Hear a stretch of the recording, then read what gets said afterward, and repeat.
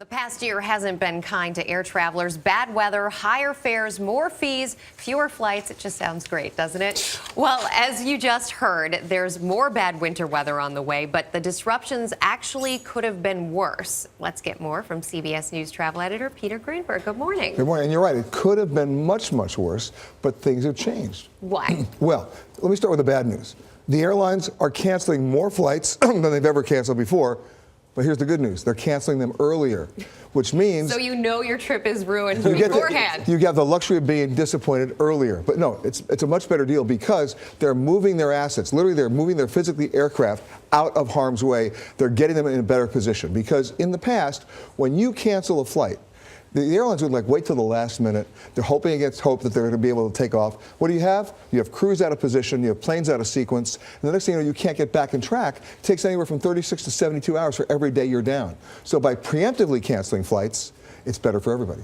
It seems that you don't see all of those pictures of people sleeping on the chairs in the airports anymore. Yeah, thank God, because that was really, that's what you don't want to do. Why would you go all the way to the airport when they knew about it 4 hours earlier that they weren't even going to get the plane into New York or to Pittsburgh or to anywhere else? But if you're at home, it's one thing to have a flight canceled and know ahead, look at Twitter or get a text message and you stay home. But if you're on vacation, if you need to get back to work, I mean, this is not some great deal.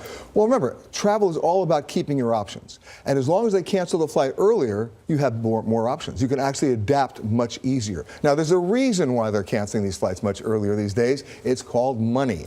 And it's not just repositioning the planes, it's called consequences. You know, in the old days, they would cancel a flight, or even worse, they delay a flight, the creeping delay that would go 3, 4, 5 hours. We all know about the tarmac delay rule, which basically said that if you don't get back to the gate within 3 hours of your pushback, you're liable to a fine of up to $27,500 per passenger. Now let's do the math. On a 737, we're talking millions of dollars. Well, the airlines, they scream, don't do this, it's going to hurt us. Guess what? It didn't hurt them at all. In the last year, do you know how many planes have been delayed by more than 3 hours that never got back to the gate? 4. 4. 4. Wow. And you know what? That's not bad. That's really not bad. What penalty do the airlines face? Well, that's that $27,000, that $27,000 fine per passenger. So do the math. They don't want to play that game.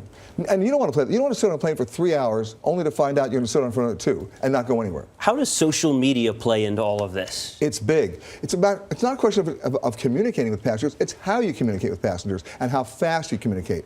A lot of the email alerts, okay. But now they're using they're using Facebook, they're using Twitter, and they're also monitoring it. So if Mrs. Schmidlap is in Georgia and can't get out and basically sends out a tweet, there's somebody usually at Delta Airlines or United or American monitoring that to try to figure, okay, how can we get back to her quicker? Ooh, wow. I'm going to go to Twitter the next time I'm sitting on a plane. When in doubt, tweet. As Seth Doan going to Twitter, I think you're going to have some clout. Peter Greenberg, thank you. Hardly. Appreciate it.